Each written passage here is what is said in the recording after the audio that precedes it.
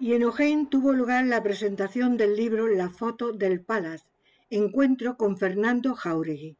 Fue presentado por Amparo de la Gama en el Salón de Actos del Ayuntamiento de Ojén.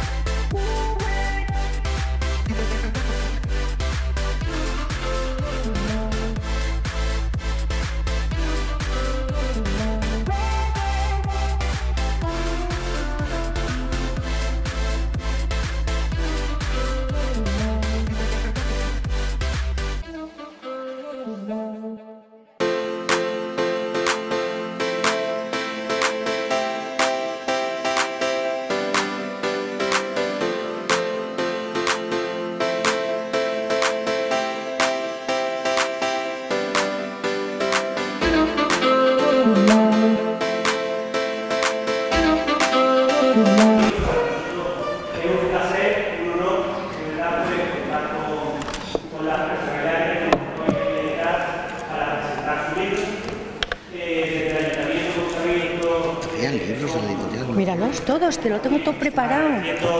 Amparo, que podamos tener en cuenta esta envergadura de este tipo y que podamos atraer la cultura y las comunidades que, como sabéis, un pueblo pequeñito como esto, pues no es muy complicado. Pero como sabéis, porque el deporte, la sala está suficientemente llena para poder disfrutar de la cultura y disfrutar de pues, todo lo que viene contando del libro y por supuesto después hablar como siempre pues preguntas y intervenciones con comunidad.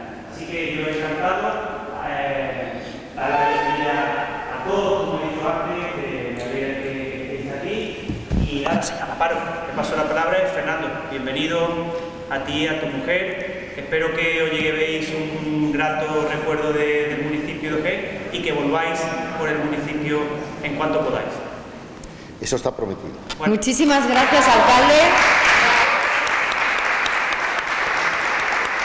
Muchísimas gracias una vez más por hacer posible desde un consistorio que la cultura la podamos hacer realidad. El otro día, y cómo no, vamos a nuestro autor, que un año más es la tercera vez que viene a Encuentros con la Cultura, pasa por nuestros micrófonos para presentarnos su última novela. Es tal vez el escritor más veterano del periodismo político, yo creo que sí, lleva casi, pues, ¿cómo diríamos?, 50 años casi, ¿no?, ejerciendo el periodismo político. 40 libros en su haber. El número 40 en este encuentro es clave porque el libro La foto del Palace precisamente se ha escrito cumpliendo los 40 años el Partido Socialista desde que Felipe González y Alfonso Guerra inmortalizaron esta fotografía en el Palace, que hace poco también hablamos de esta famosa fotografía con otro escritor que tuvimos aquí, que es Miguel Ángel Ordóñez, porque decía que Pablo Escobar estaba al lado de los dos personajes que están aquí. Luego, posteriormente, se escribió, la persona que le había visto dentro del Palace, escribió un artículo en El Confidencial donde lo cuentan, pero esta famosa fotografía que ha inmortalizado estos 40 años y que habla desde Felipe González a Zapatero, al sanchismo, y bueno, Fernando dice que ha escrito este libro porque no podía dejar de escribirlo, con todo el material que tenía en su haber de todos estos años y moverse en todos los cenáculos y mentideros de la Gran Villa, pues no tenía más remedio, era un deber con la ciudadanía casi escribir este libro. Así que vamos a darle un aplauso porque nos va a contar y nos va a hacer pasar una tarde muy amena. Bienvenido, maestro.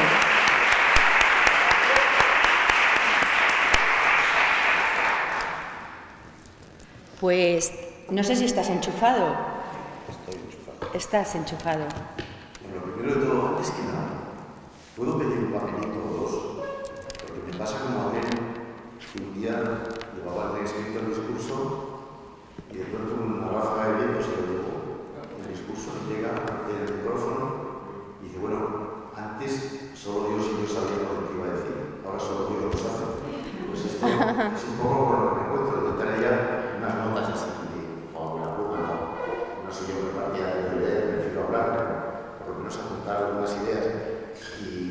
Yo te voy preguntando, no te preocupes que no te vas a perder. No, sí, pero a mí lo que me interesa es conocer la opinión de los demás. Quiero aprender de vosotros, que vais a ser científicos, por favor, que sois los mayores que hay aquí. Como yo quiero aprender de los demás, y seguramente voy a aprender de vosotros mucho más de lo que vosotros aprendáis de mí, porque prefiero apuntar aquí cosas que luego me servirán para otro libro que ya estoy empezando a preparar, ya estoy haciendo otro. ¿Y sobre qué estoy haciendo otro? Ya no voy a hablar de mi libro este, voy a hablar de otro, el próximo, con tu permiso. ¿Vas a empezar hablando de tu próximo libro? Venga, exclusiva. Bueno, lo primero de todo quiero decir que un periodista lo que está obligado es a contar la historia. Contar la historia que ha visto, que ha vivido, los sitios donde ha estado, que ha oído percibir la gente interesante con la que ha hablado. No tenemos ni que protagonizarla ni que inventarla. Algunos compañeros míos me que lo inventan y casi todos mis compañeros de la sociedad que quieren protagonizar. Yo creo que eso no es lo que tenemos que hacer. Creo que tanto los políticos lo que tienen que hacer es contribuir a que la historia sea comprensible para los demás.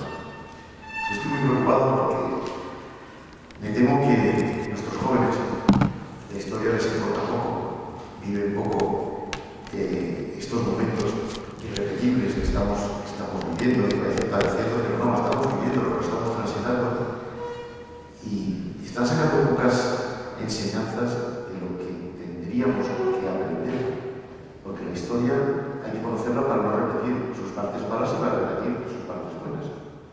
Y bueno, a eso es a lo que me he dedicado. Dice Amparo que yo dije que me sentía obligado a escribir este libro y es verdad, que llevo 50 años, 52 ya, desde hace 52 años siguiendo la actualidad, viendo desde muy primera fila muchas cosas. ¿Y cómo no voy a contarles? Que sería un crimen no contar algunas de las cosas que he vivido y que ahí están y que estarán en el próximo libro que estoy haciendo, que empezó el otro día.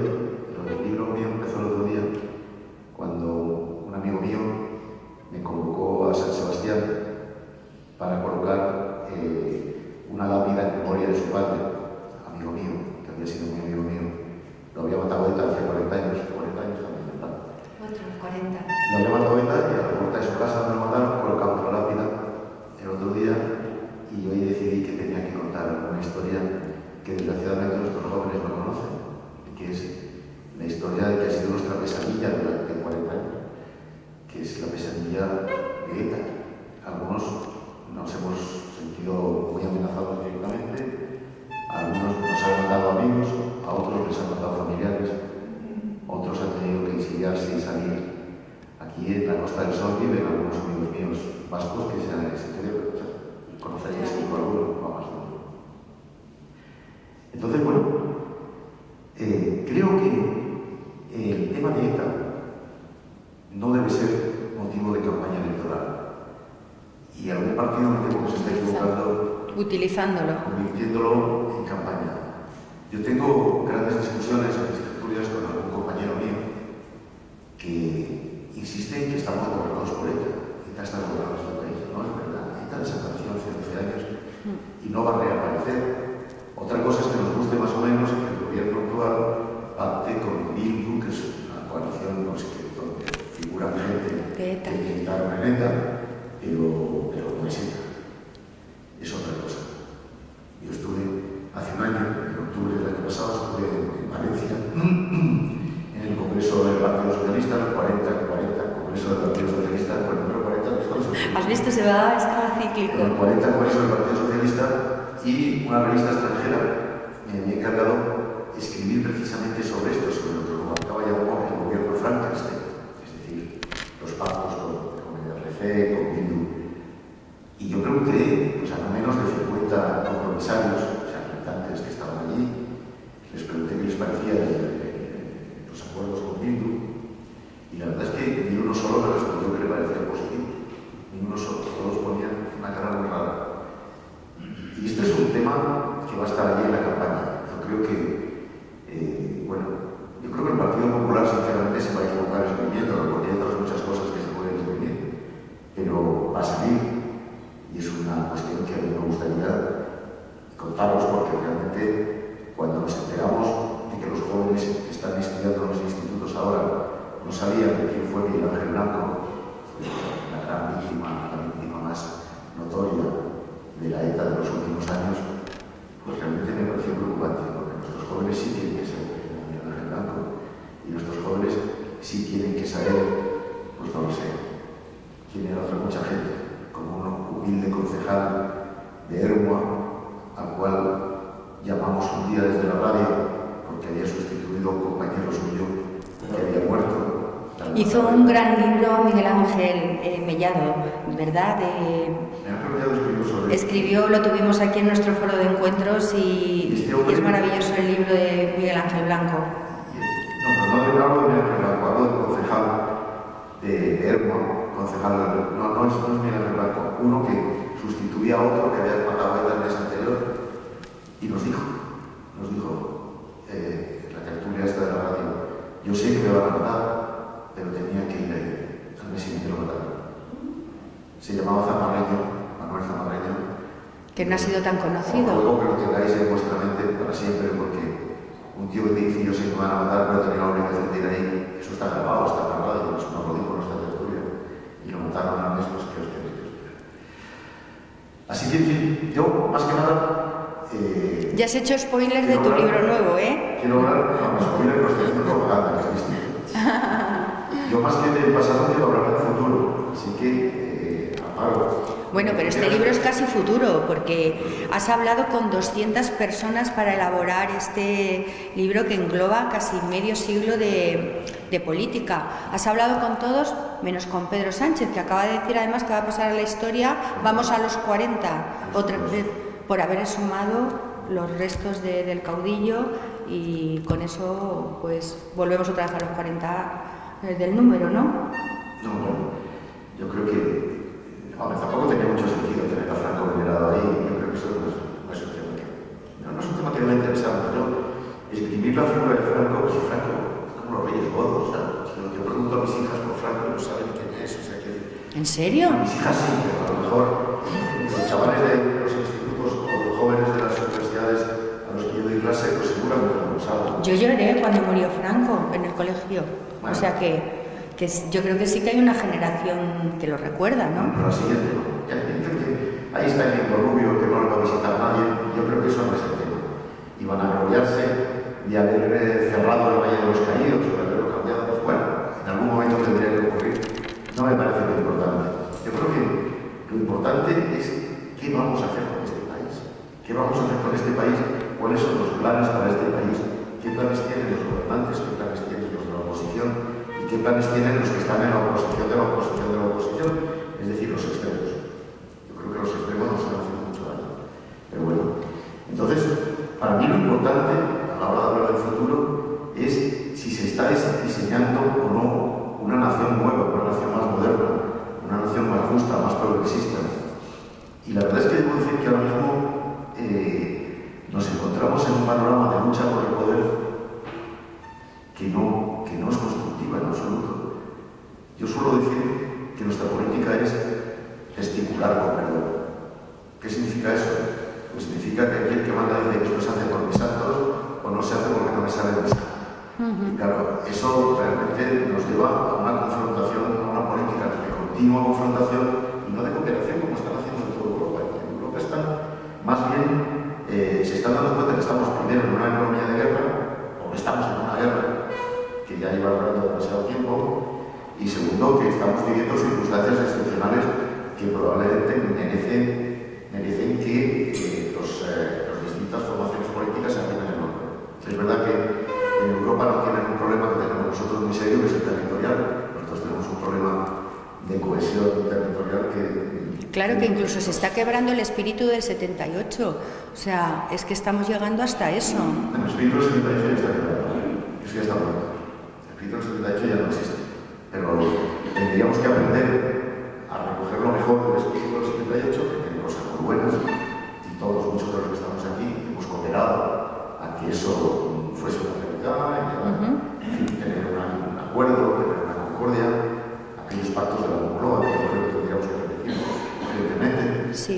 Pero en fin, el espíritu del 78 como tal, el espíritu post-constitucional, pues yo creo que ya no se da, no existe.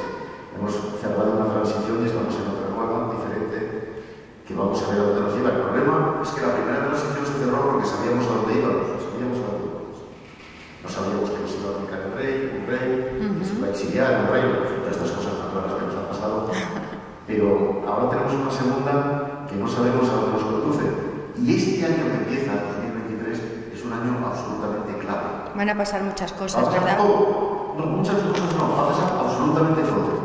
Y aquí es donde realmente pues tenemos que tener mucho cuidado con aprender a construir el país que queremos construir. No vaya a ser que se nos vaya de las manos. Porque ahora mismo estamos haciendo el conflicto, estamos haciendo una manera de vivir y de hacer política. Es decir, yo qué sé, hoy de pronto designamos a dos magistrados del Tribunal Constitucional. El Tribunal Constitucional más politizado de la historia, dicen. Bueno, por supuesto. Ya lo politizamos. Que ya tiene bautismo. Ya por lo politizamos con otro que metimos ahí, que era Enrique Arnaldo, pero ahora claro, meterá al exministro de Justicia, que una señora que era funcionaria de la Moncloa, del Tribunal Constitucional, violando además la Constitución, porque la Constitución dice que esto se arregló por cuartas partes, es decir, de a 4, no de a 2. En fin, esto va a traer cola, va a ser un feo, pero no importa hacerlo, por lo visto. Porque ya vivimos en la confrontación permanente y no importa nada que en el gobierno la mitad de los ministros no se hablen con la mitad de los ministros. Esto es una situación real y absoluta. Y no importa nada que haya dos ministras que estén todo el día con inventos raros por ahí, saliéndose del guión continuamente, porque ya esa confrontación forma parte de la dialéctica política y hay algunas personas, asesores de la Moncloa, que piensan que de la confrontación saldrá la victoria electoral, de la confrontación de una España con la otra, de federacional también, de unas federaciones contra otras, de la España vaciada frente a la España superpoblada. Esto es lo que estamos haciendo y creo que esto es malo. Esto y el intentar acabar por completo con el adversario.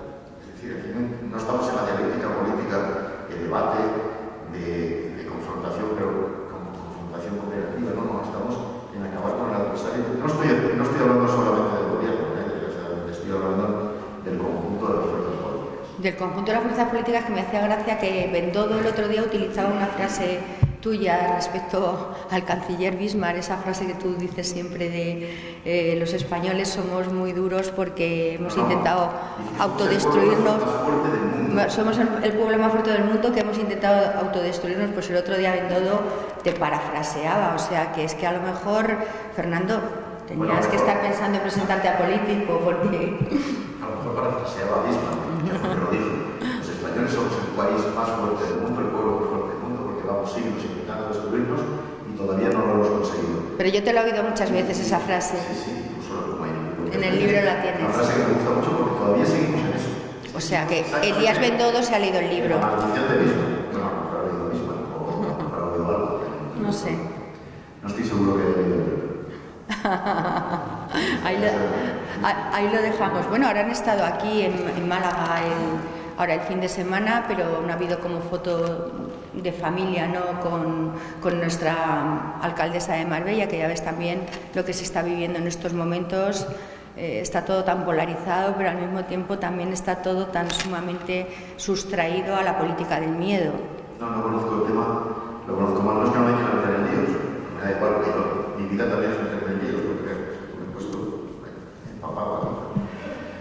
Pero es que no conozco el tema lo suficientemente bien. Pero si está en todos los periódicos, hay una operación internacional de blanqueo. Yo ni soy juez, ni soy acusado, ni soy fiscal, y yo desconozco exactamente hasta dónde llega eso.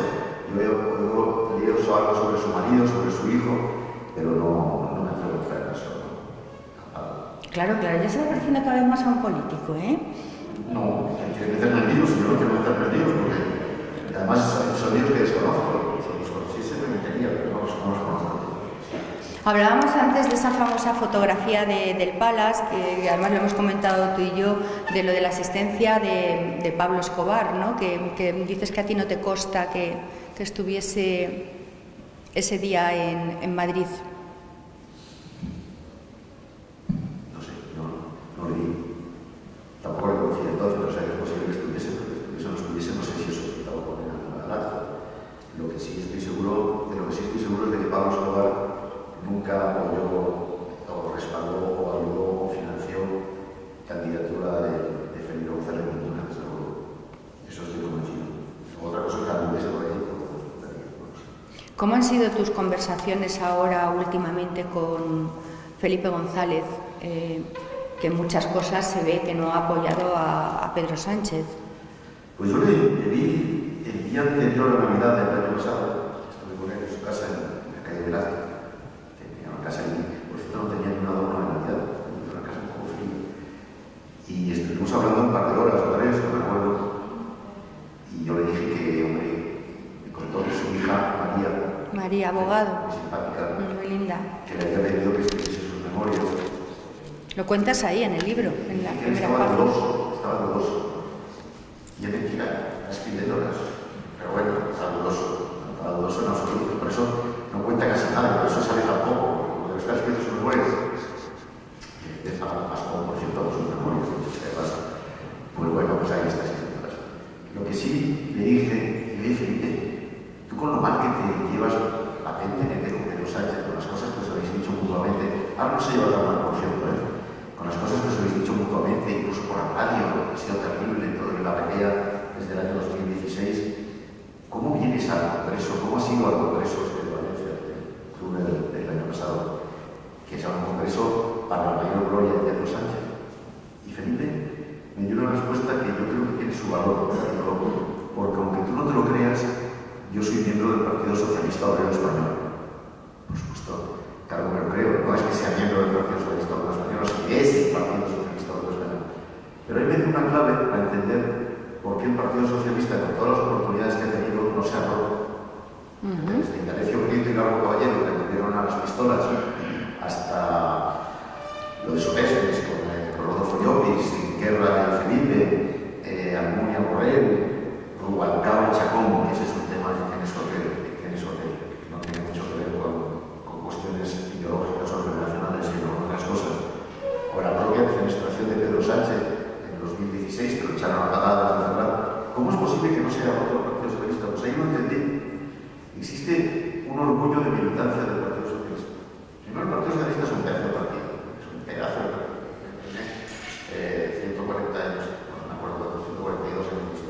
tiene cientos de sedes, tiene probablemente 200.000 militantes, tiene una implantación territorial importante, y ese orgullo existe. Y existe ese orgullo incluso para enfrentarse a la dirección muchas veces. Y de hecho, Pedro Sánchez ganó las primarias últimas, las de 2017, pues porque la militancia quiso y se enfrentó a la dirección. Yo me acuerdo de un acto en el IFEMA de Madrid, en el que estaban todos los dirigentes del Partido Socialista y estaban Pedro Alfonso, que se volvieron a cobrar allí, estaba Rubalcaba, estaba Zapatero, todos estaban apoyando a Susana Díaz. Y sin embargo, el que ganó las primarias fue Pedro Sánchez. Mientras estos estaban ahí, con los coches oficiales aparcados, Pedro Sánchez estaba con su coche, recorriendo agrupaciones y contactando militante a militante, dándose voto a voto. Y ganó. Porque lo que sí, Pedro Sánchez, que está lleno de defectos, yo no soy muy simpatizante de él. Pero bueno, una cosa que sí tiene es resistencia y conoce muy bien el partido y realmente pues se lo ha pateado y bueno, pues ganó. Pero dicen que podría ser el primer presidente de gobierno que no logra un segundo mandato en las urnas, ¿no? Se está hablando ya del recambio de Nadia Calviño. ¿Qué te parece esa hipótesis? A mí me parece que son conjeturas de cenáculos sentidos de verdad. Yo creo que Nadia Calviño tiene tantas posibilidades de ser presidenta del gobierno como yo. Hombre, que tú tienes bastantes, Fernando, que yo ya lo estoy viendo. No tengo más que Nadia Calviño. Yo creo que Nadia Calviño es una figura muy bien preparada, es una figura muy importante, tiene muy buenas conexiones en Bruselas, que nos hace mucha falta, pero lo que no tiene es hechuras de presidente del gobierno. El presidente del gobierno tiene que tener una implantación partidaria, tiene que tener otro tipo de ambiciones, otro tipo de presencia, otro tipo de talante y de talento, seguramente. Yo ahora mismo, a la única presidenta del gobierno que veo del Partido Socialista es Yolanda Díaz, que ni siquiera es del Partido Socialista todavía. La vuelta de Yolanda Díaz, pero si... No, perdona. Sí, que no es del Partido Socialista, que es de Podemos y que, bueno, dice que, bueno, fue la sustituta que dejó Pablo Iglesias, ¿no? Ya que sea de lo que quiera, pero nos la dejaron como sustituta de Podemos, ¿no? Entonces, no, es que cuando has dicho lo de Yolanda estaba pensando en nuestra querida Susana aquí, que se me ha ido el nombre de... Nuestra querida Susana tiene tantas posibilidades de ser presidenta del gobierno como yo. O sea, no, es que... es una persona que ha sido ya no tiene... Ya crees que no tiene vuelta. No tiene vuelta. Ya se queda de tertuliana de Risto Mejide, solo, ¿no? La derrota tiene pocas vueltas. Risto Mejide es más simple, creo. No sé, a mí es muy simpática Susana Díaz, pero es una persona que tiene muchas cualidades. Pero la derrota es muy difícilmente solventable. Solamente Pedro Sánchez se ha superpuesto a la derrota, nada más. No conozco yo un caso de llegada al poder como el de Pedro Sánchez. Yo no lo he conocido, lo he estudiado por ahí, no lo he conocido jamás.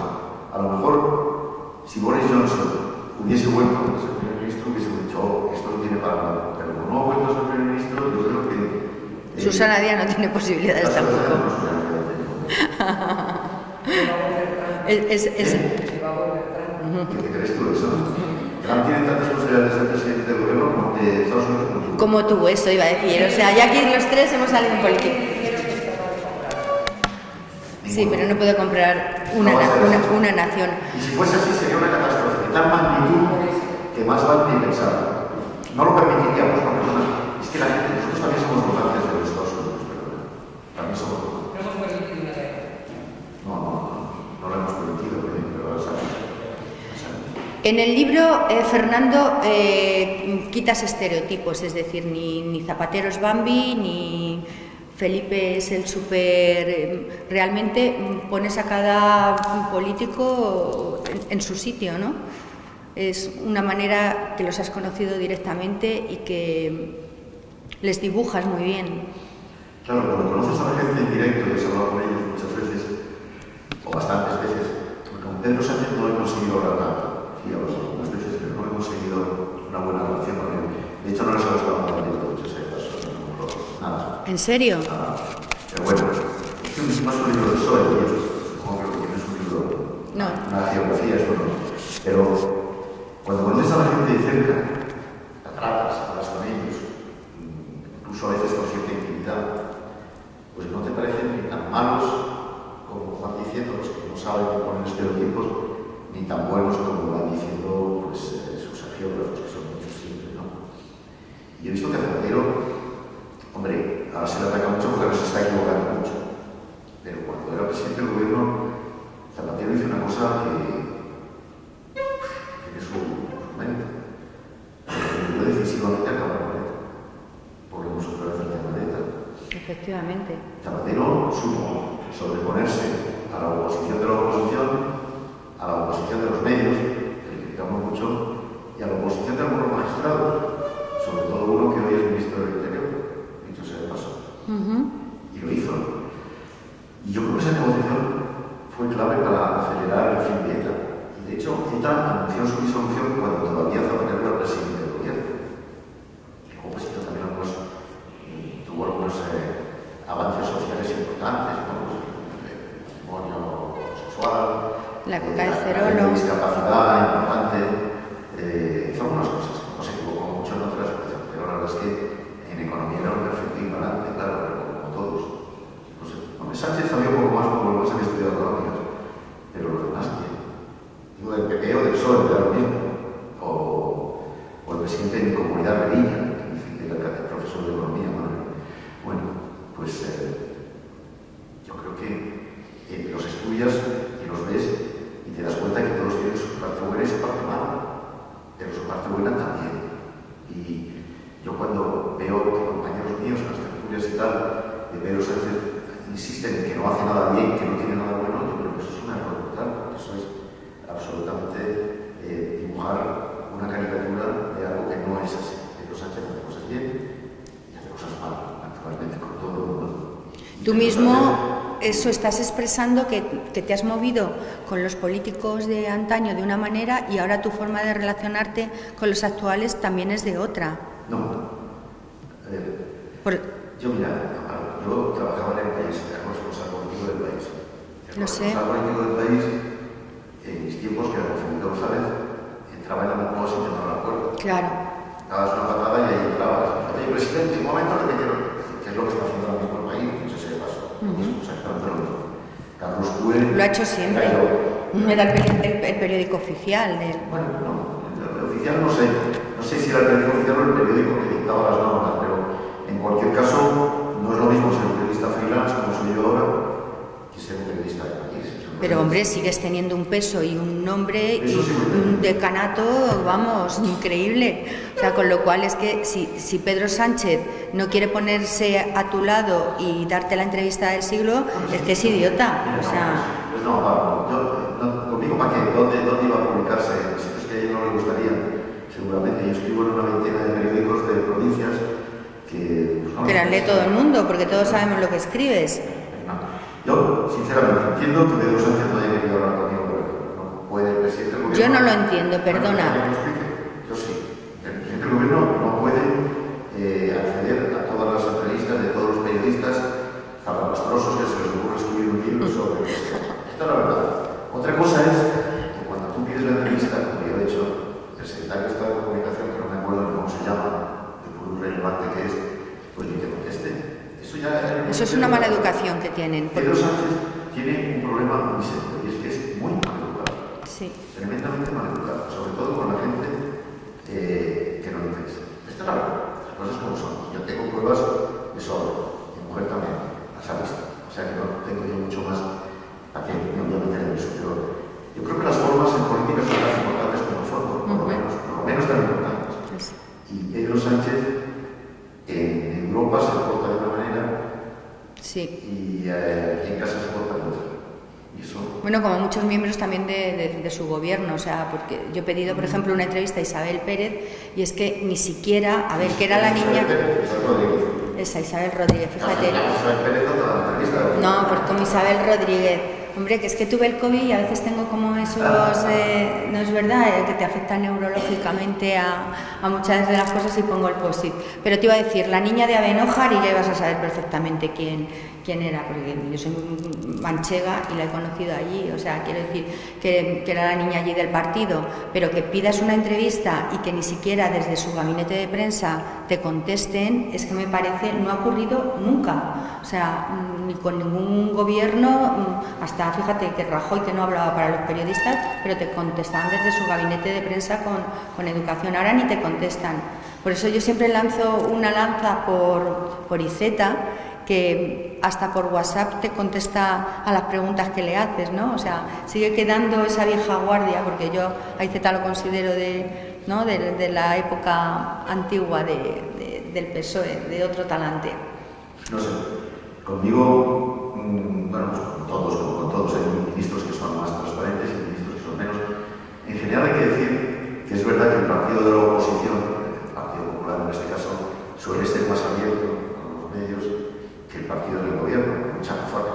Entonces, el partido del gobierno se dedica a trampear todo lo que puede. Pero esto, lo de hoy, los dos magistrados constitucionales, hoy ha sido horrible. Evidentemente, pues tienen ahora que dejar que se olviden las cosas. Pero es que en España, como pasan todos los días algo, el escalón sube un poco más alto que el escalón anterior todos los días, entonces ya, ¿quién se acuerda de Alaska y de Melilla, por ejemplo? ¿Quién se acuerda de los indultos a los del procés? Pues vamos yendo creciendo cosas, pues ahora estamos con lo del sí es sí, mañana será la ley trans, pasado será la ley de vivienda, otro será la ley de la familia, después será la del bienestar animal, que menuda verdad, con perdón, gilipollas más grandes se han metido ahí, pero bueno, se meten. Bueno, pues, en fin, yo supongo que esto lo procura siempre en todas las organizaciones, pasaba también en el Partido Popular, también yo que no. Aquí el problema es que estamos en un proceso de apropiación de instituciones del Estado muy serio.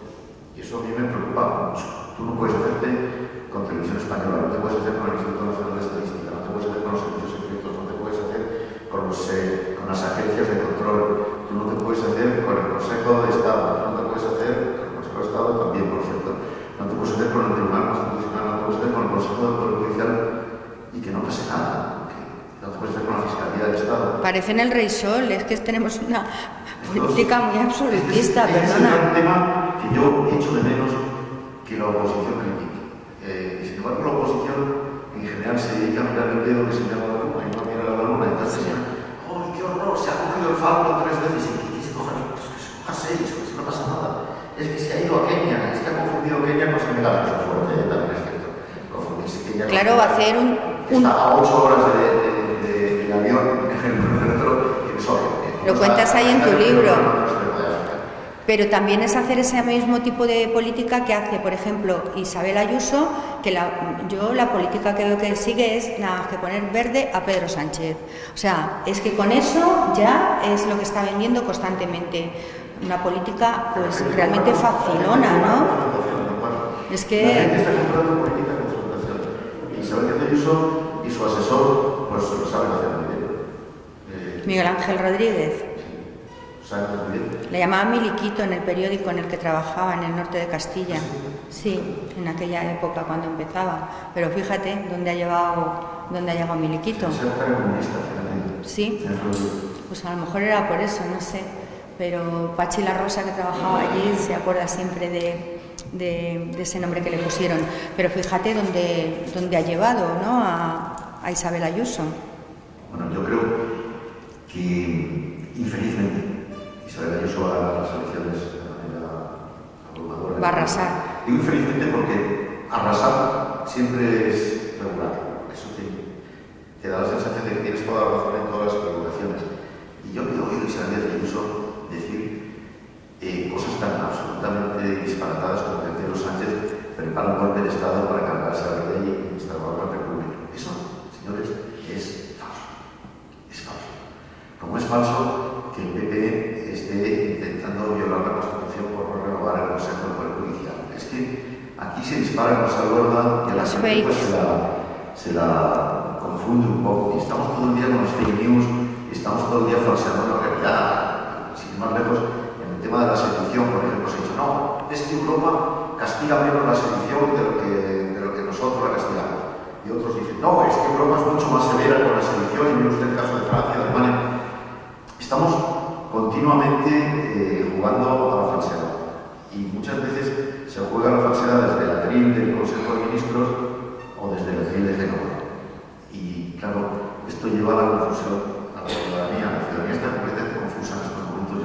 Se notan las encuestas, cuando tú rascas las tripas de las encuestas te das cuenta de que la gente no tiene ni idea de por dónde van los tiros, está cada día más desinteresada de la cosa pública, tiene la impresión de que están jugando en otras magnitudes, ¿no? Y es verdad que estamos jugando en otras magnitudes. Eso pues, no es bueno. La gente tiene que participar en política, se le tiene que dar una posibilidad de estar ahí, de llenar de verdad, incluso de actuar, y nosotros no estamos.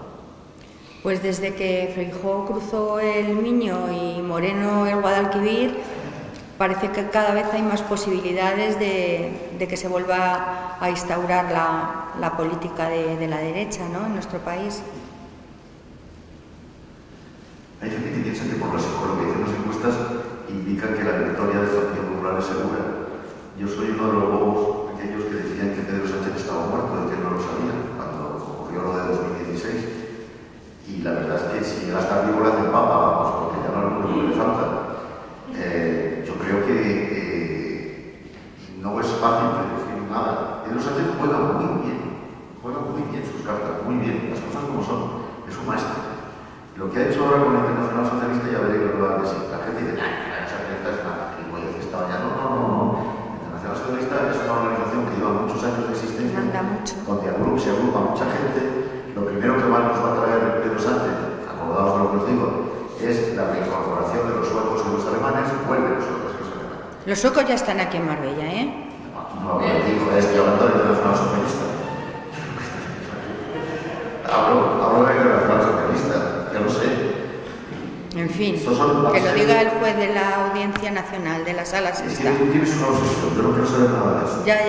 Bueno, es que no lo conozco. Yo dejo aquí que la puntita. Yo hablo de la Internacional Socialista. Yo creo que Pedro Sánchez de pronto va a revitalizar la Internacional Socialista, se va a hacer muchas fotos con mucha gente, eso vende. Acordaos de cuando nos reíamos de Pedro Sánchez que por el paseo de los 29 segundos aquellos por Biden.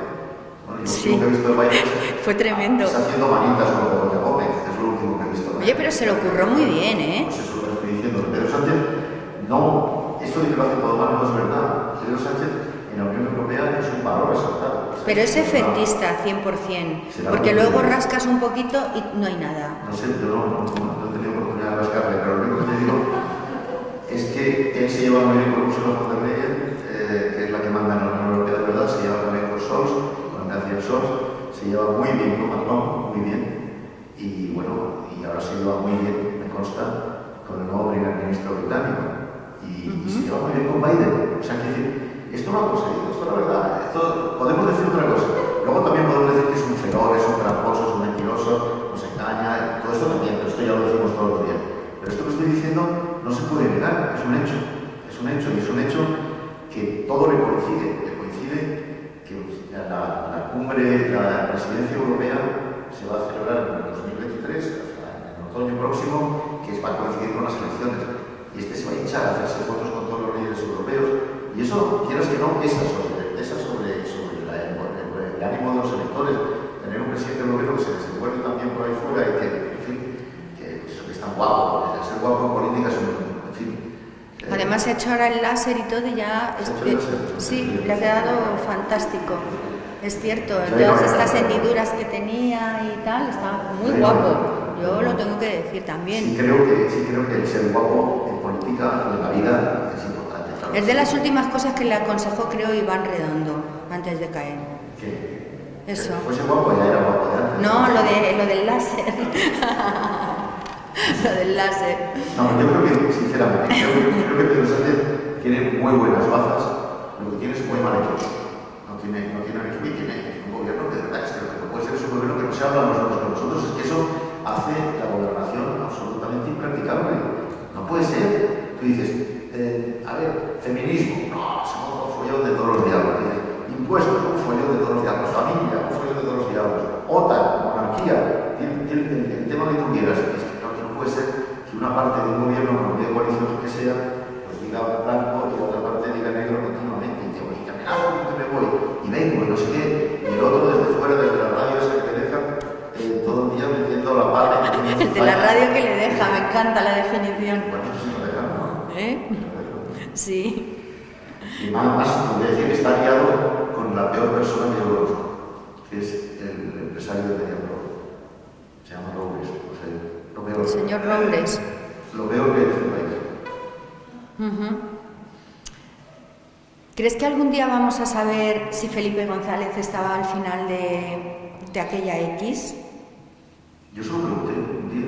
Por eso te pregunto. Cuando se estaba retirando, cuando tenía el libro, el día que ya había perdido las elecciones, fuimos a verle, Pilar Cerrudillo a la Moncloa, estaba allí recogiendo sus cosas, nos enseñó todo lo que le habían regalado cuando era los 13 años que llevaba de primer ministro, todo lo que le habían regalado que lo tenía que entregar al patrimonio. Y debo decir que lo entregaba sin pesar, porque le habían regalado unas cosas tan espantosas, tan horrible todo, que pobre patrimonio que había hecho, que nos había hecho para que enchufase toda la vida. Y bueno, estuvimos muy distendidos, hablando de la vez que más distendido estaba hablando de Felipe González. ¿Y qué te dijo? Y me dije, bueno, al final esto del GAL te vas y no se ha resuelto. Y me dijo también textualmente, me dijo, si algún día me metiesen en la cárcel por eso, te haré un favor. Me dijo, un favor, como señor que había luchado contra ETA o lo que sea, pero me harían un favor. Y nunca más se supo. Ahora mismo el tema GAL está enterrado.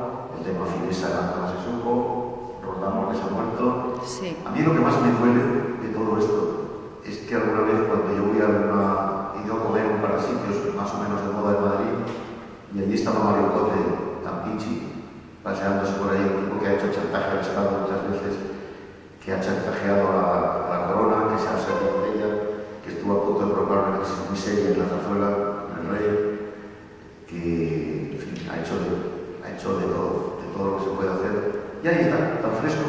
Claro, pero lo que no era normal, como tú dices en el libro, es que Vera y Barrio Nuevo pues cayeran y no cayera la persona superior que estaba por encima de ellas. O sea, hay cosas que no se han entendido nunca en ese proceso tampoco. Puyol sigue libre. Ya. ¿No? Claro. ¿Qué te diga? Puyol sigue libre.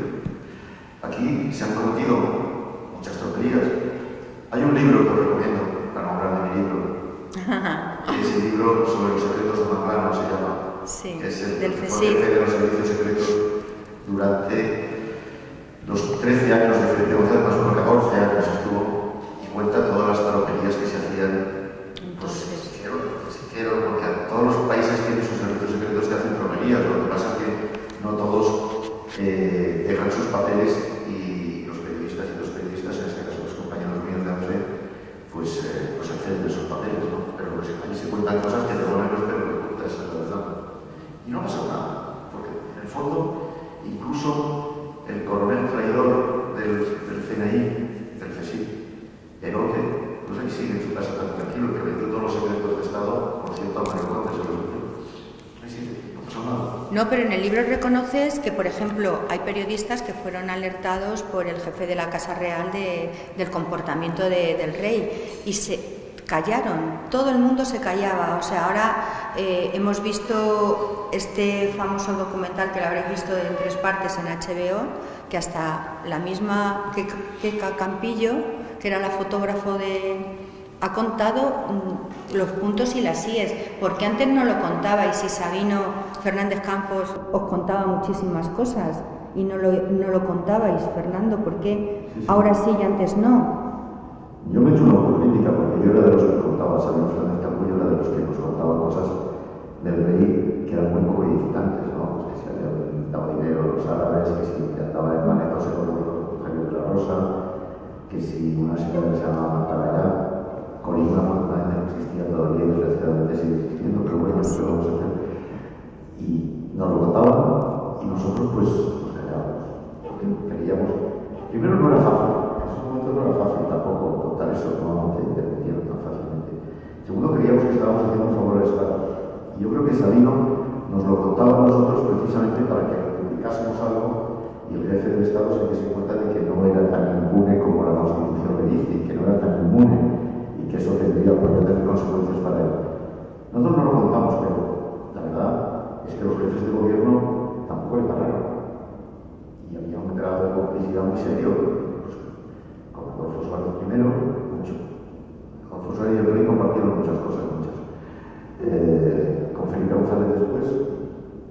Suárez le caía bien y Felipe González le caía bien, pero ya ves lo que dice de Aznar en los audios a Bárbara Rey.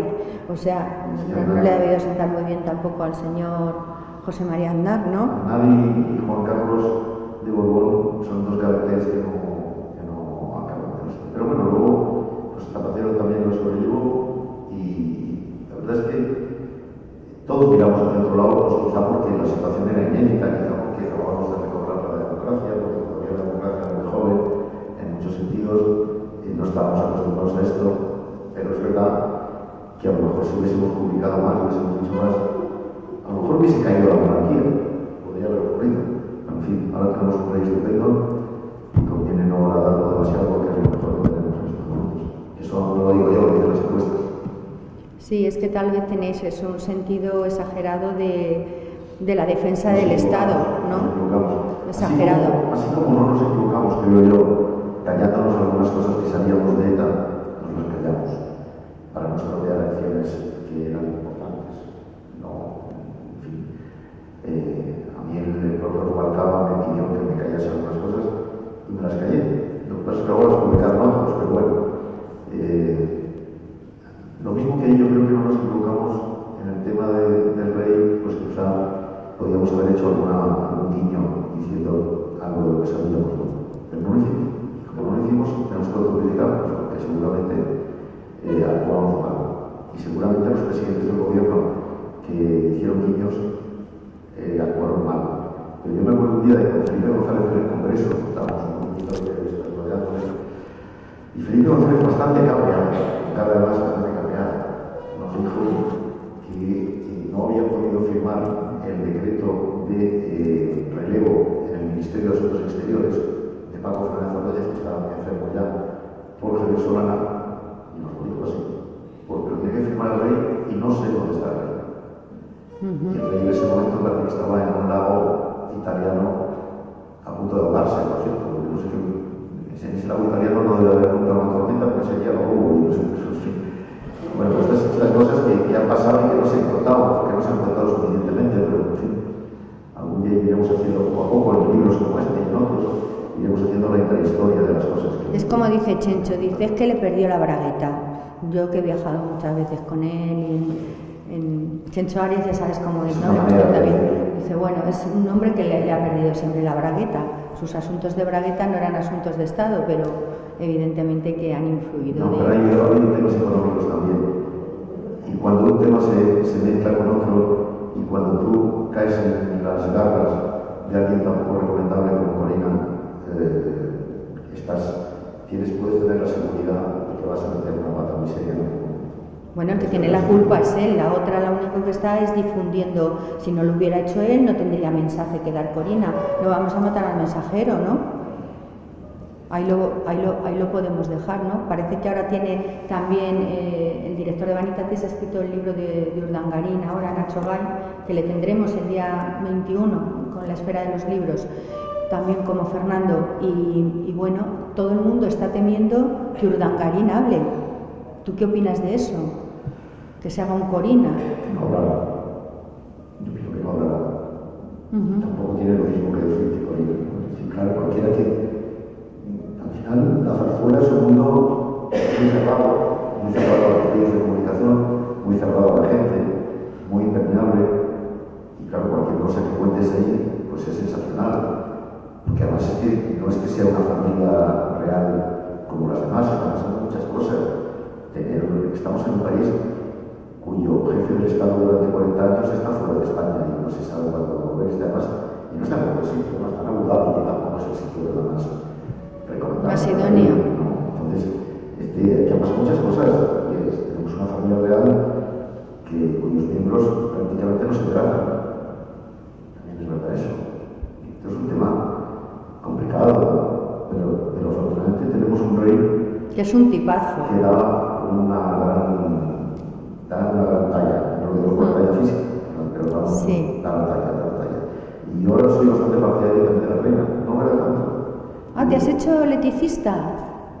Moderadamente, yo no la conocía a ella, claro, como compañera, se maquillaba a mi lado en televisión española muchas veces, y hablaba como si que era un poco Europa y nosotros, pero sinceramente, últimamente me parece que he encontrado su papel. Yo cuando la última cumbre de la OTAN, que por cierto fue un acto que salió muy bien, y ahí hay que reconocer que el gobierno lo hizo muy bien, pues hablé con algunos compañeros míos de otros países, un par de días seguía hablando con ellos, y la figura de la reina salía muy reforzada. Hizo un gran papel también en la cumbre de la OTAN, por cierto, lo mismo Leticia. Así que, bueno, tenemos una buena pareja real, eso no está mal. Tuvimos aquí también a José. Claro. Y a los ingleses. Sí. Ahora con la 5ª temporada de Crown también, también ayuda. Tuvimos aquí a José Antonio Zarzalejo, que sabes que escribió el libro de Felipe VI, y él no paraba de insistir de que el peor enemigo que tiene ahora mismo nuestro rey de España es su padre, o sea, que flaco favor le está haciendo. Yo creo que tiene malos enemigos dentro del suelo, de tan pocos amigos que son. Por ejemplo, el jefe de la casa.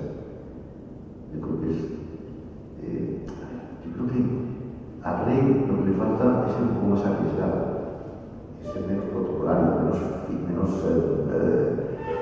convencional, menos predecible. Y es que, claro, si al jefe de la casa tú dices, oye, ¿por qué no hacemos esto? Esto no se ha hecho nunca, pero no se ha hecho nunca, hágase ahora. Pero hombre, si es que siempre se ha hecho de esta otra manera. Entonces, si nada se mueve, al final pues puede que llegue el momento que las aguas se estanquen y no es bueno. Yo creo que una excesiva prudencia ahora mismo no es tan recomendable. Pero bueno, insisto, tenemos un gran rey y tenemos una casa de rey. Y que tiene muy buena relación con Sánchez. Leticia y Pedro Sánchez congenian de maravilla. ¿Eso quiere decir algo? Silencio absoluto. ¿Eso no, pero no, que yo lo veo que está bien, ¿no? Que, en fin. No sé, dicho así suena sospechoso. No, es algo que es algo que hace que fluya las relaciones entre el gobierno y la Casa Real, ¿no? Suena más sospechoso todavía. Bueno, entonces ya no voy a justificar más mi teoría. No mi teoría, es que es un hecho. O sea, quiero decir que es algo que Mira, sí. Lo que es un hecho es que el rey y Pedro Sánchez se llevan muy bien. Y lo que es un hecho es que decir que Pedro Sánchez, como ha dicho la presidenta de la Comunidad de Madrid, es un señor que quiere traer a la República, es una satez y una falsedad. O sea, que eso no va a ocurrir. Y lo que es un hecho es que si el Partido Socialista quisiera cargarse a la monarquía, tardaría exactamente 10 minutos en cargarse. Bueno, ¿tú crees que es tan fácil acabar con esa tradición en España y que además tenemos una monarquía parlamentaria? Facilísimo. Bastaría con dar más protagonismo a las comisiones de investigación y a las iniciativas que tiene el socio de gobierno, como ya Podemos, y vamos, si el grupo parlamentario dice adiós... Sería autoinmolarse, ¿no? O sea, sería... Eso es lo que yo pienso, pero eso es lo que yo, no lo digas aquí, yo estoy convencido. Autoinmolarse totalmente, ¿no? Claro que sí. Bueno, pero todavía hay gente que lo dice, y muchos compañeros míos lo dicen, y algunos columnistas de algunos periódicos de la oposición lo dicen, que este Pedro Sánchez lo que va es a cargarse la monarquía y establecer una república. Yo creo que eso simplemente es una santez, y además mentira. Ya que estoy aquí lo digo, aprovecho para decirlo, que si no, y que eso que te cuentas así como nada, solo buena relación. Pero tú has dicho que este 2023 vamos a ver muchas cosas. Por ejemplo, como buen visionario que eres... ¿Visionario? Sí. Eres un perfecto visionario. No sé, ¿quieres que te diga como visionario? ¿Qué es lo que crees que va a pasar, por ejemplo, en las elecciones del 2023? Yo creo que hay unas primeras elecciones que son las autonómicas y locales ¿Principales? en las que el Partido Socialista va a perder. Va a perder y es posible que pierda una autonomía importante. Y... ¿Cómo cuál? Pues a lo mejor Castilla-La Mancha, no sé. A Paje, que si Paje se está posicionando muy al lado de la derecha, pura y dura. Por algo será. Algunos cálculos de... No, podría ser. Y luego, pues, las grandes comunidades, Andalucía, Madrid, Euskadi, por supuesto, Valencia, está así. Entonces, en fin, van a ser complicadas. Y las elecciones generales, yo no soy capaz de hacer ahora mismo un pronóstico, porque yo digo que es que van a pasar muchas cosas. démonos cuenta de las cosas que han pasado en el último año, desde que se celebró el famoso 40 Congreso del PSOE hasta ahora, anda que no han pasado cosas. Ha pasado casi todo. Crisis de gobierno, el PP, pues imaginemos todo lo que ha pasado, mira lo que ha pasado o está pasando en Podemos, surgimiento del movimiento Sumar, en fin, en Cataluña están pasando muchas cosas que ni siquiera sospechamos ahora mismo porque está habiendo operaciones de relevo en la extranjeridad muy importantes. Pues imagínate el año que viene, que si encima se están acelerando todas las cosas, pues van a pasar casi de todo. Y lo que sí es cierto es que de momento la iniciativa la lleva Pedro Sánchez. Lo que pasa es que no sé si es una iniciativa positiva en todos los sentidos, muchas veces no. Esto que ha ocurrido hoy con el Tribunal Constitucional, por ejemplo, pues me parece que está en la parte de que no. Es una equivocación. Bueno, es una equivocación. Pues si te quieres instalar en la confrontación, pues te instalas y ya no importa nada. Pero en fin, yo calculo que la ruptura de la coalición va a ser un hecho antes de las elecciones generales, evidentemente. ¿Habrá que adelantarlas? No, ¿por qué? No, pregunto solo. Si ya se aprobado los presupuestos, ¿para qué vas a adelantar elecciones? ¿Qué justificaría adelantar las elecciones? Hombre, excepto que se anexe mucho el panorama y vas a entrar eso muy complicado. Yo creo que una de las claves se llama Yolanda Díaz. Porque si yo fuese... ¿A ti te gusta como candidata? A mí me gusta como política que está moviendo las aguas. Candidata no lo sé porque... Pero es una persona que no deja a nadie indiferente y que, de hecho, hay que reconocerle por lo menos la prudencia de no meterse en líos.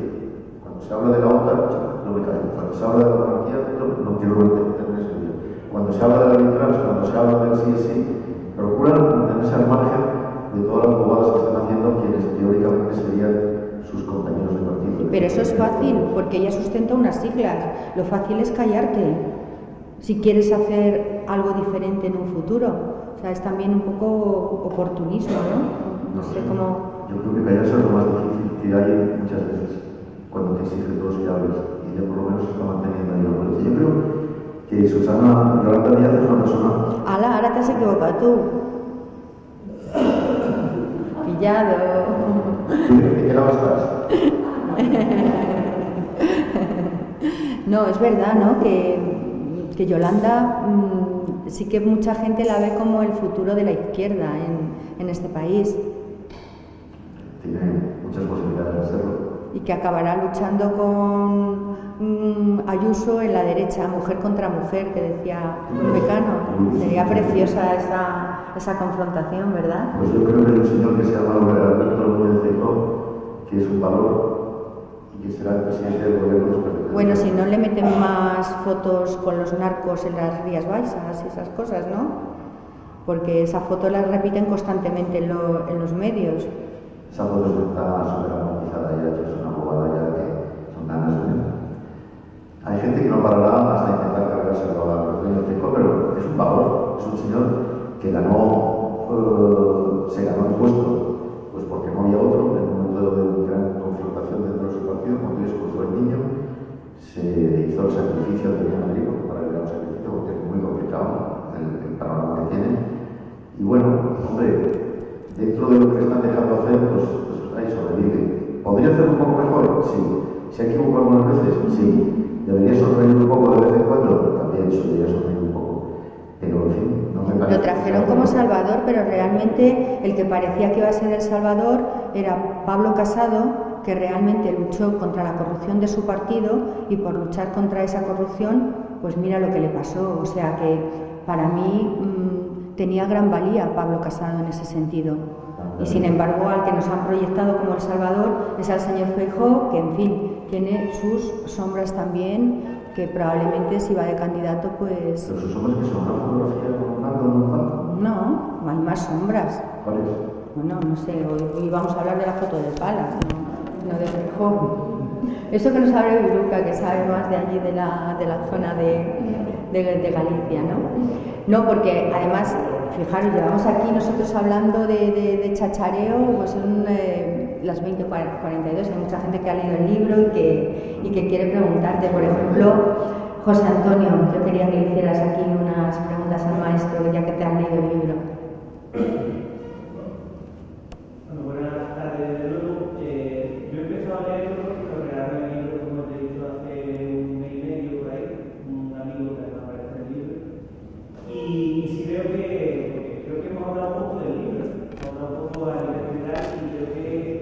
que el libro es todo lo que estamos hablando.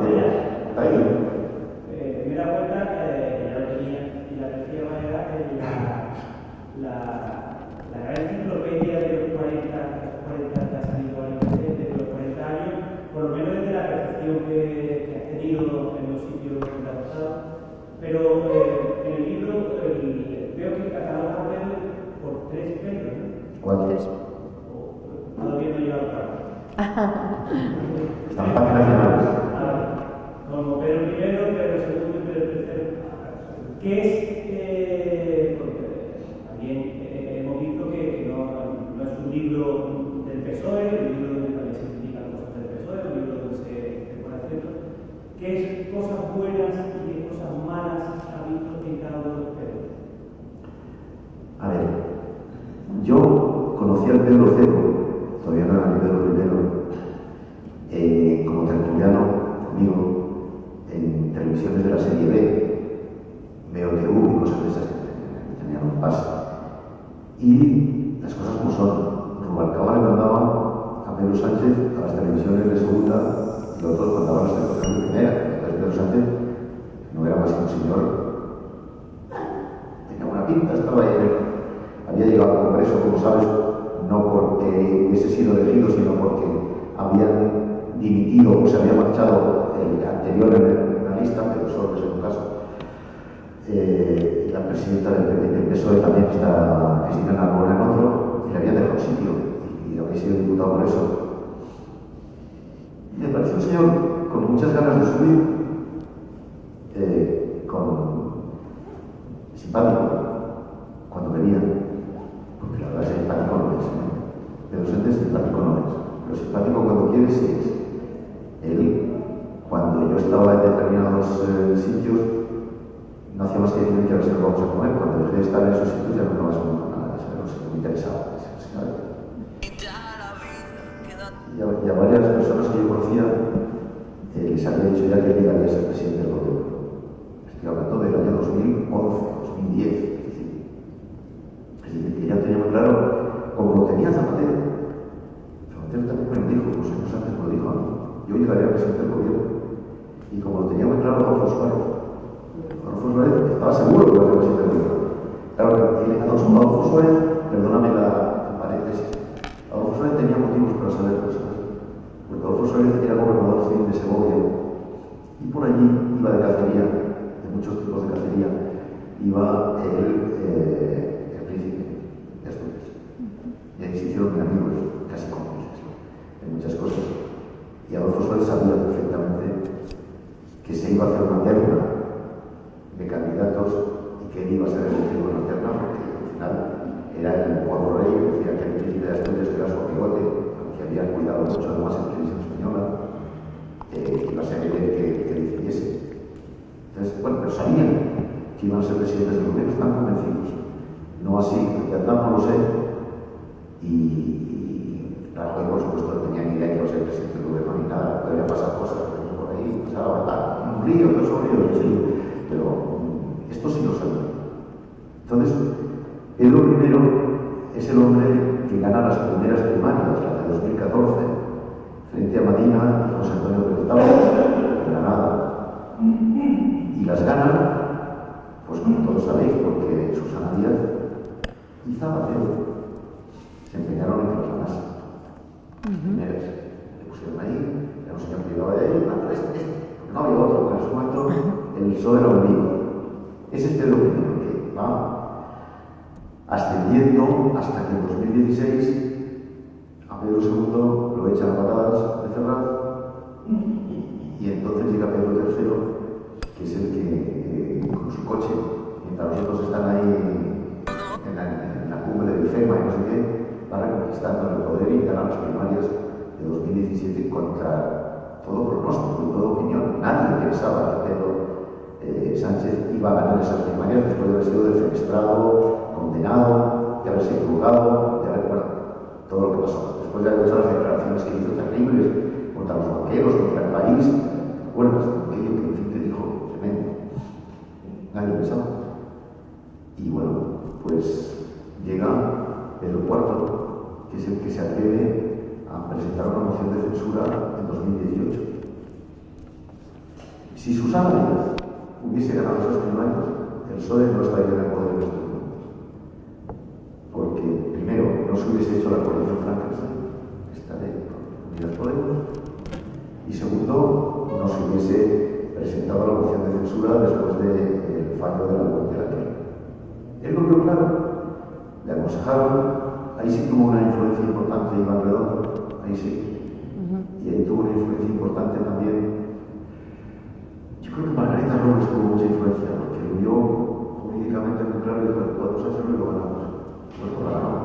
Y es este el cuarto, el que ahora está ahí, llevan 4 años de gobierno, han sido 4 años en los que podemos decir que ha pasado de todo, que nosotros hemos aburrido. Todos los días hay que titular en los periódicos. Y vamos a ver ahora qué es lo que hace. Yo creo que lo que va a hacer es mantenerse en lo que está haciendo, es decir, esa coalición de izquierda, intentar que no se rompa, que se va a romper. Es que es imposible que no se rompa. Es que va a encontrar locura lo que está ocurriendo. Y eso es una de las cosas que pasarán en 2023, que ocurrirá con esa coalición, que no pasa nada si se rompe. Si es que no le hacen ninguna falta. No le hacen ninguna falta. Ya tiene los presupuestos aprobados, ya tiene la izquierda diciéndole que sí, tiene al PNV diciéndole que sí, tiene a Bildu diciéndole que sí, tiene a mi paisano de Cantabria diciéndole que sí. Bueno, ya está. Es decir, más o menos tiene apañada una serie mayoría. En todo caso, ¿qué importa? Pues oye, si pierde elecciones, si pierde votaciones de leyes y tal, bueno, hasta 2023 llega. Yo creo que no va a mover mucho, excepto su propia imagen personal. Yo, ahora mismo, si puedo hacer un vaticinio, pero lo voy a hacer. Eso. Yo creo que Pedro Sánchez, si pierde las elecciones, que es posible que las pierda, es tan posible que las pierda como la verdad. Si las pierde, no se va a quedar de jefe de la oposición. Y acabará siendo una cosa que se está trabajando muy bien, que es, a nadie se le ocurre que es lo que se está trabajando muy bien. La OTAN. Ha hecho una cumbre de la OTAN modélica. El otro día hizo una asamblea de parlamentarios de la OTAN, 300 parlamentarios de 30 países, donde el tío se está convirtiendo en el enemigo público número 1 de Putin. Lo está haciendo. Porque él entiende que los enemigos, el cariz y la valía de los enemigos es lo que te da a ti valor. Y él está diciendo cosas sobre Putin que los demás no dicen. Otra cosa es que se va a encontrar con que seguramente habrá que firmar la paz con Putin, habrá que llegar a un acuerdo negociado con Putin, verás tú Putin cuando nos pase la cuenta, pues eso va a ser, bueno, eso será después de noviembre. Y mira, ahí con los de todas. La herencia que va a dejar Pedro Sánchez no va a ser lo eso, la verdad. Pero hoy por hoy, yo creo que el tema es ese. Yo creo que lo de la OTAN es mucho más fácil que ocurra eso, porque entre otras cosas, es que Pedro Sánchez es un hombre tocado por el dedo de la diosa fortuna, pero tocado bien. Y resulta que el secretario general de la OTAN, Stoltenberg, se va en septiembre de 2023, vence su mandato. Y es justo cuando vamos a entrar con esto. O sea, todo. Es que, y da la casualidad de que yo creo que ahora mismo el candidato de Biden sería Pedro Sánchez. El candidato de Biden. Se ha conquistado a Biden, que no es pequeña cosa, las cosas como son. Así que esta es una salida posible. Y empezó con los 5 segundos de los pasillos, ¿eh? 19 segundos, no hay 15 segundos. Ya ves. Así que, bueno, es Felipe tuvo 10 años muy buenos. Felipe es un estadista como Pablo. Es un estadista, es un hombre que tiene peso, que dice las cosas, tiene cosas importantes, piensa cosas importantes, hizo cosas importantes durante 10 años y cosas muy malas en los últimos 4 años de su mandato. Fue un desastre.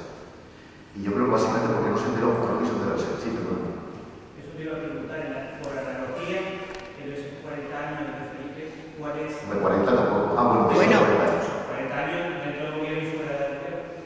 ¿Qué es la característica más que te llamó para bien? ¿Cuál es? De Felipe. Felipe tiene un cerebro privilegiado, tiene un cerebro de estadista. El primer gobierno que hizo Felipe González podía haber sido 7 de los miembros de ese gobierno podían haber sido presidentes del gobierno fácilmente.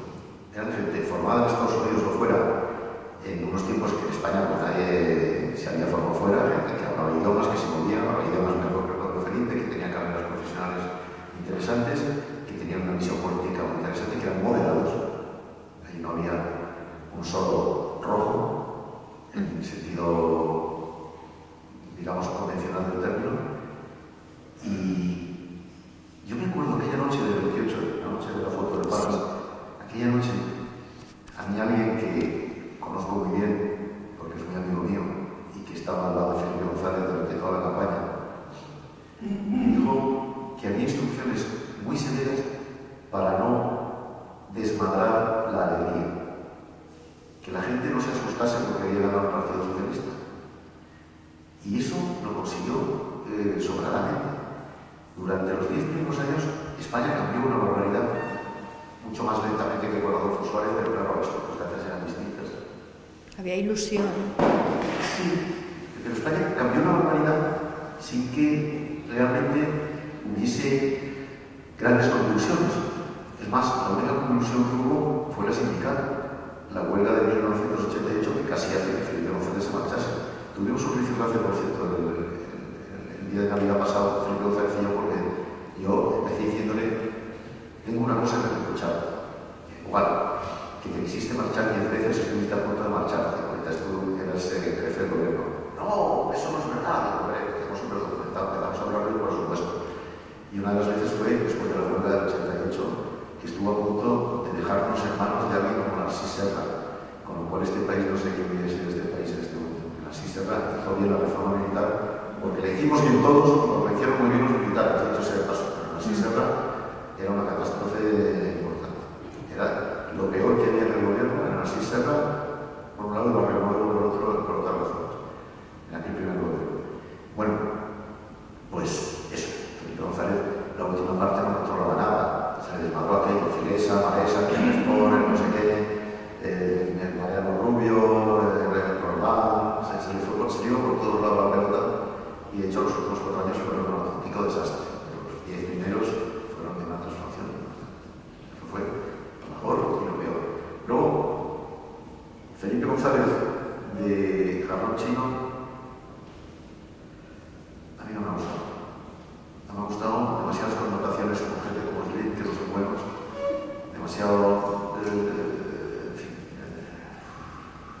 demasiada poca involucración en los asuntos del partido, demasiado poco espíritu crítico, que alguna vez lo ha sacado, es verdad, con Pedro Sánchez sobre todo. Pero en fin, yo creo que tenía que haber jugado, a mí como Felipe González tenía que haber jugado un papel mucho más importante en la vida española, política española, después de su mandato del Tribunal. Eso con respecto a Felipe González. En cambio, creo que Zapatero está jugando un papel excesivo que no le corresponde en las trastiendas del poder.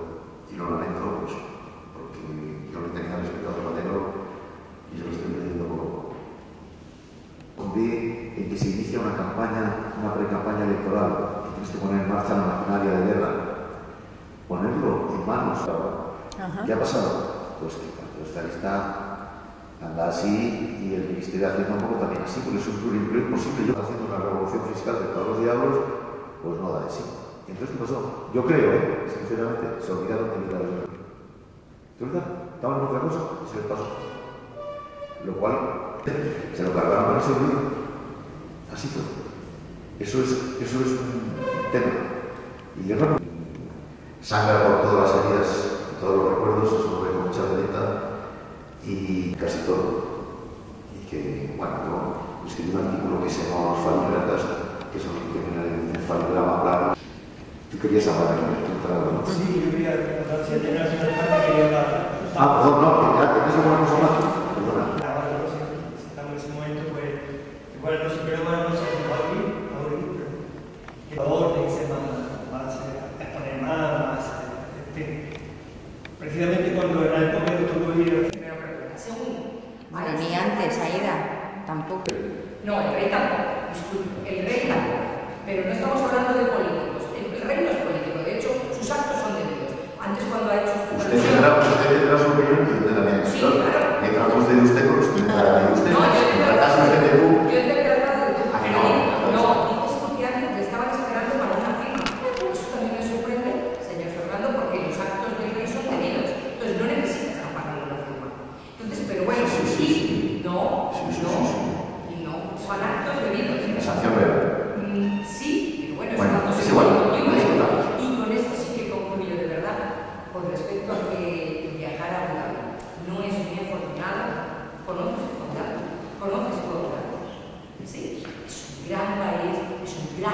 Bueno, pero no vamos a hacer ahora apología ni de Abu Dhabi.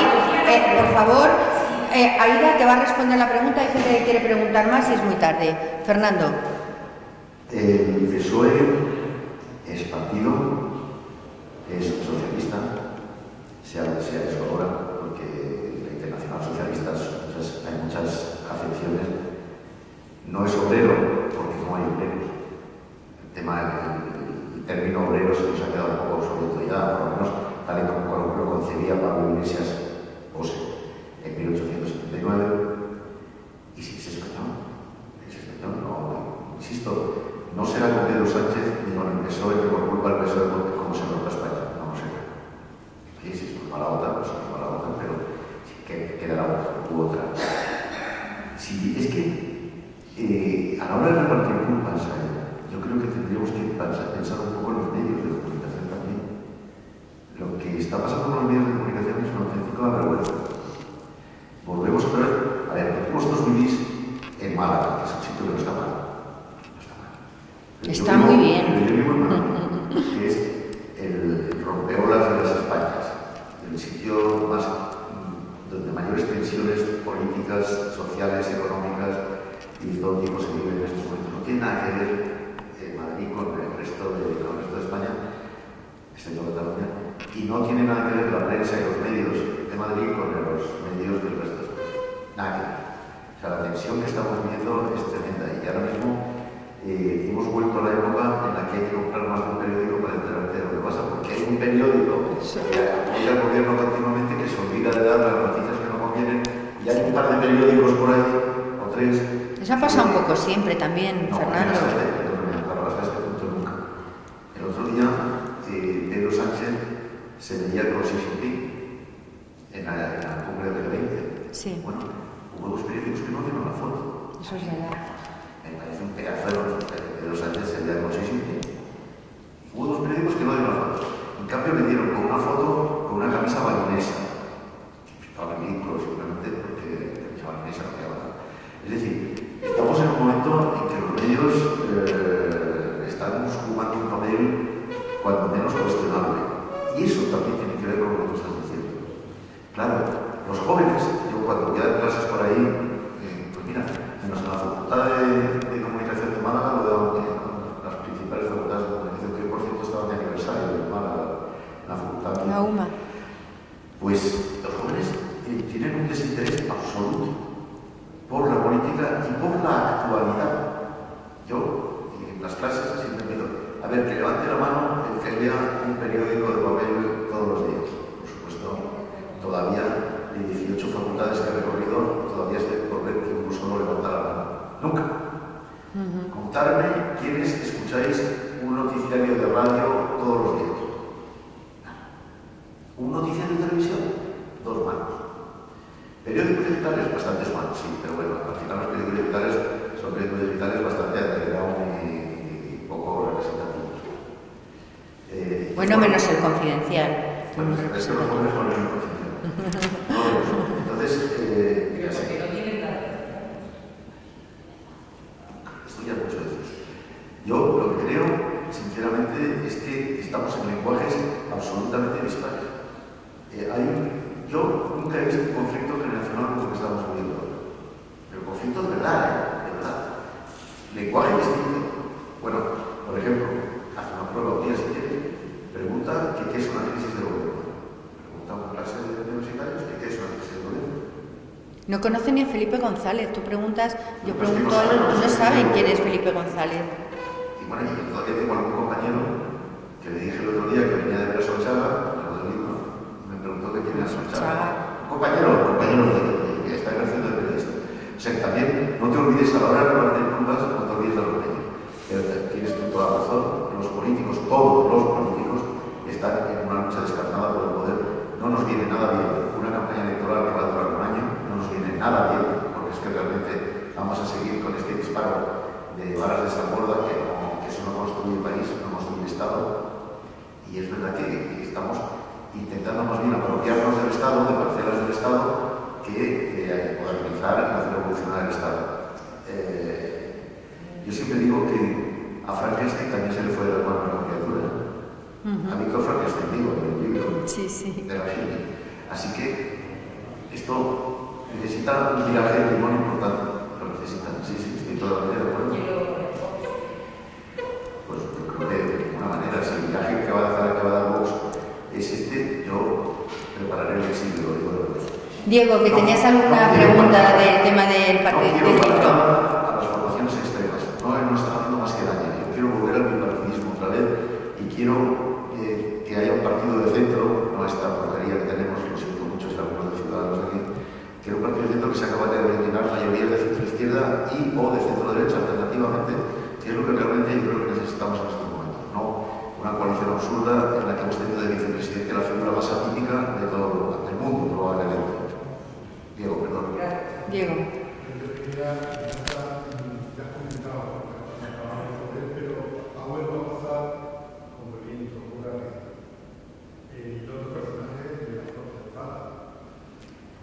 Alfonso, que le pregunto yo por Alfonso Guerra, que no sale en el libro.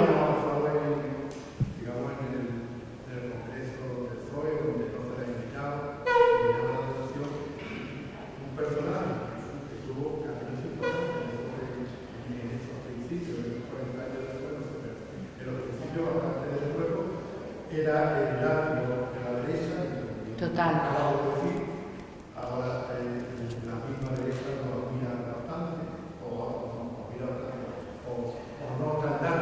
Lo utiliza como ariete contra otros soldados, diría yo. Pero me refiero que sí tengo la sensación de que no sé por qué se ha ocultado o ha pasado muy desapercibida la imagen de por lo menos alguien que yo pienso o creo que la tiene su importancia en el territorio. A ver, el propio Guerra se ha situado muy al margen. Ha declinado ir a casi todos los sitios donde le han invitado. No ha querido participar en entrevistas, así por lo menos frecuentemente. Escribió un libro que es el libro más clandestino que he visto en mi vida, porque todas las cosas era muy difícil terminarlo. Es una persona llena de rencores y de hostilidades. Es verdad que jugó un papel muy importante y muy válido una temporada. Solamente hasta el año 90. Después, Guerra lastraba mucho el... Guerra es un hombre de fraccionamiento, es un hombre que siempre ha jugado una política fraccionaria, más bien de dividir que de unir.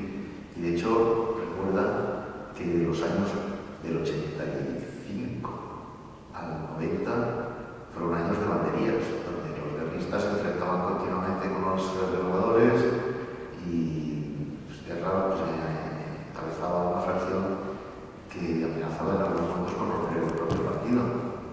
Yo a Guerra le he oído, y el libro lo recojo, y he oído cosas tremendas sobre Sobchak, por ejemplo, y sobre, digamos, el ala más socialdemócrata del PSOE en esos momentos, ¿no? Ahí llegó un momento que se convirtió en un lastre. Pero ahora ya digo, si no tiene mayor protagonismo es porque no quiere. Porque, anda, que gente como yo que ha intentado hablar con él, hacer un libro, o hacer una entrevista, o llevarle a un programa de televisión, pues no ha sido posible. Y por cierto, yo lamento mucho que ahora que se han cumplido los 40 años no hayamos sido capaces de repetir la foto del Palace. Eso lo lamento muchísimo, porque hubiese significado un principio de un problema. Yo lo he intentado a mí, Netflix incluso me lo encargó. Oye, a ver si consigues hacer eso. Lo intenté, por supuesto, pues nada. Pero tampoco quería Felipe. Felipe no ha participado lo menos posible. Y no fue un congreso donde no le invitaron. Esto que ocurrió el 29 de octubre pasado fue un gran meeting, que preparaban un gran meeting de celebración de los 40 años conmemorativos de la victoria de Felipe González. Pero ya digo que yo sospecho que lo que ocurrió es que se olvidaron de invitar a él. Han sido tan chapuzas preparando ese acto, ese meeting, que yo creo que se olvidaron de invitar a él. Y además se enfadaron a varios de los presidentes autonómicos socialistas que no fueron, por cierto. Con lo cual, yo creo que el propio Felipe, tengo la sensación, no me hagas mucho caso, no acabo del todo contento con eso, porque parece que alguien que estaba ahí también quiso capitalizar un poco los 40 años de historia. ¿Que era quién?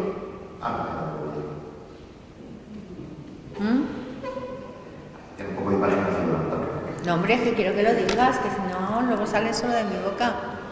Sí, es verdad que Es verdad que Pedro Sánchez capitalizó mucho la historia. Incluso un vídeo en el que Felipe González se va a participar, un vídeo que lanzó el partido que, en fin, parecía que Pedro Sánchez había para las elecciones de 1982 y creo que no. Entonces Pedro Sánchez tenía 10 años, me parece. El maestro. Sí.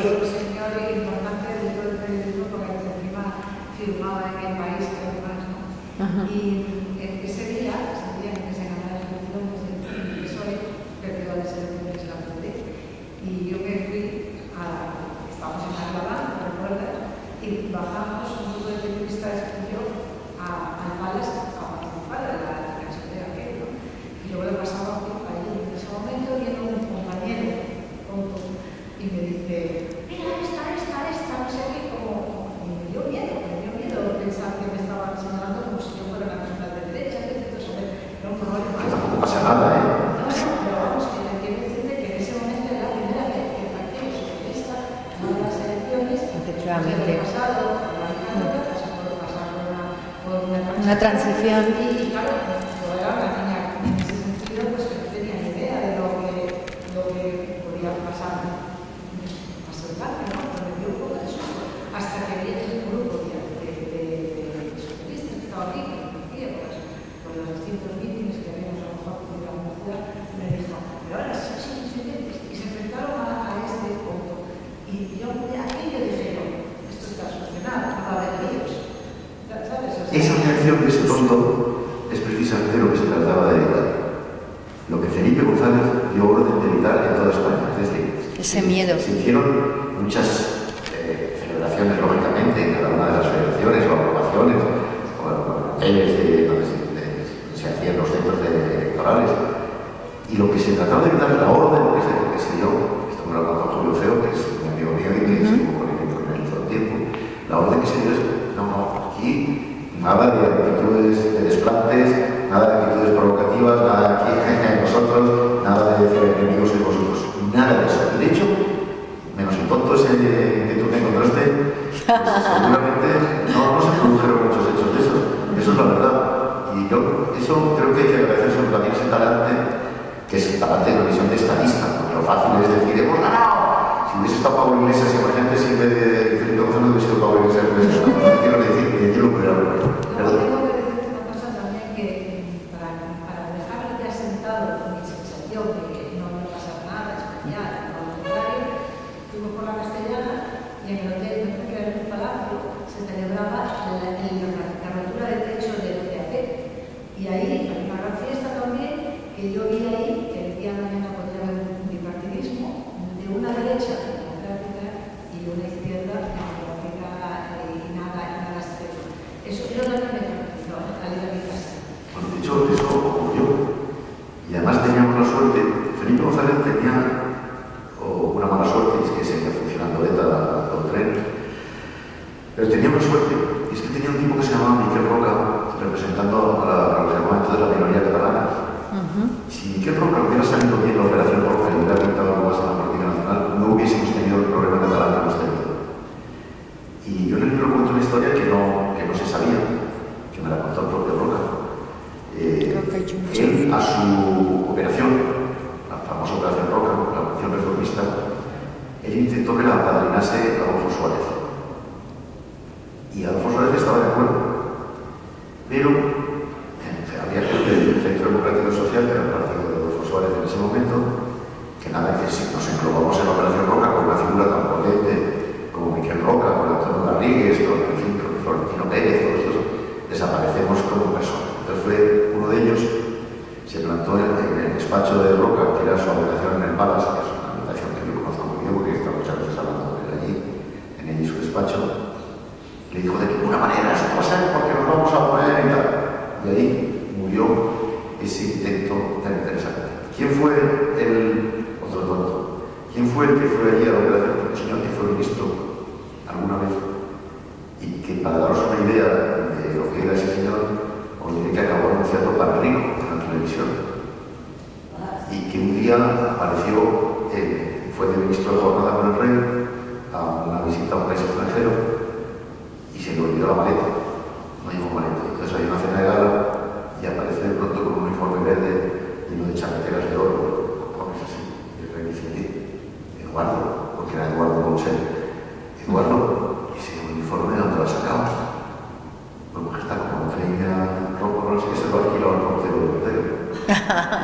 Cosas de Ponsell. Tremendo. Lo mató él. O sea, imagínate. Es que una de las veces que hemos tenido es que nunca hemos tenido un partido de centro lo suficientemente